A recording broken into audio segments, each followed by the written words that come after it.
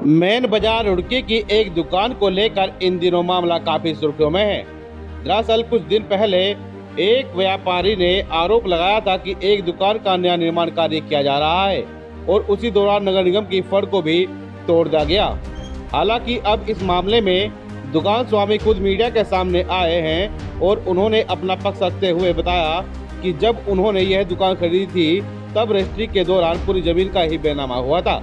अब बड़ा सवाल यह खड़ा होता है कि अगर निर्माण कार्य गलत तरीके से किया गया है तो नगर निगम या प्रशासनिक टीम कब कार्रवाई करेगी, और अगर सब कुछ सही है तो फिर ये आरोप आखिर लगाए क्यों जा रहे हैं। अब देखना होगा कि इस पूरे मामले की सच्चाई क्या निकलकर सामने आती है। वहीं दुकान स्वामी ने एक अन्य व्यापारी पर भी उन्हें परेशान करने का आरोप लगाया है। सर, हम किसी सरकारी संपत्ति को नुकसान पहुंचाते हैं, ना ही हमने किसी तरह का कोई ऐसा सरकारी संपत्ति को नुकसान पहुंचाया। मैं इस देश का एक सीनियर सिटीजन नागरिक हूं और मैं अपना टैक्स और सब ईमानदारी से भरता हूं। मैं कमिश्नर साहब से मिलके आया था कि मेरी दुकान है जो 100 साल पुरानी है और जर्जर अवस्था में, आप देख ही रहे हैं इसकी हालत क्या है, क्योंकि क्या है कि जान माल का नुकसान हो सकता था। इसलिए मैंने उनको पूरी फ़ोटो पिक्चर लगा के सारा बताया गया।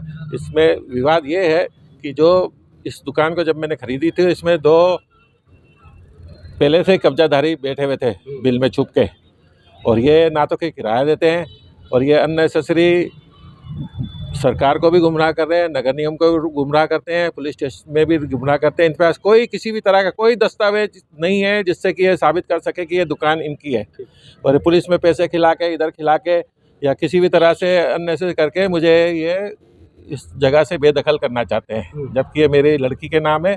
उसकी पावर, रजिस्टर्ड पावर मेरे पास में। इसके दस्तावेज में कमिश्नर साहब को दिखा के आया था, पूरी स्थिति से अवगत करा के आया था। पिछले साल भी 2024 में ये दुकान पूरी अपने आप आधी गिर गई थी, बाकी की मैंने सारा हटाया। उस टाइम भी इन्होंने बहुत विवाद किया। एक सौरभ सिंगल नाम का आदमी है, उसने भी मार कुटाई करी, पुलिस स्टेशन गए।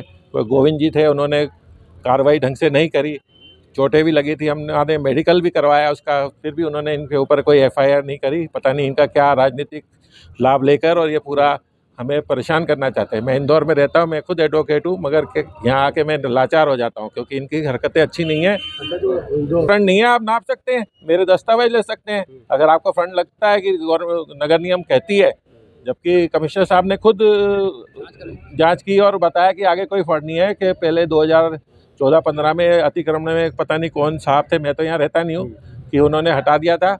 खाली वो कागज़ है, नगर निगम में संपत्ति कर का है, हमारे जो साले साहब है बाके बिहारी जोहर के नाम से, तो वो क्या है, उसका ख़त्म नहीं किया इन्होंने टैक्स का, वो गलती से रह गया सरकारी कागज़ों में, इसलिए वो अटका है। उसका आधार बना के ये ज़बरदस्ती का उसमें विवाद पैदा करना चाहता है।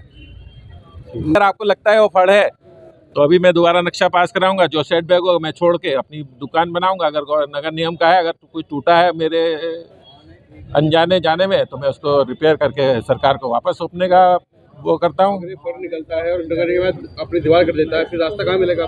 सर, सुप्रीम कोर्ट की ऑर्डर है, नगर निगम जनता की सेवा करने के लिए, ना कि लोगों के घरों के आगे दीवार बनाने के लिए। अगर रोड बनाई है, हाईवे बनाए हैं, तो आप मुझे पूरे हिंदुस्तान के, पूरे वर्ल्ड में दिखा दो कि सामने किसी नगर निगम ने कोई दीवार बनाई है क्या, कि आप नहीं जाओगे और पड़ोसी जाएगा।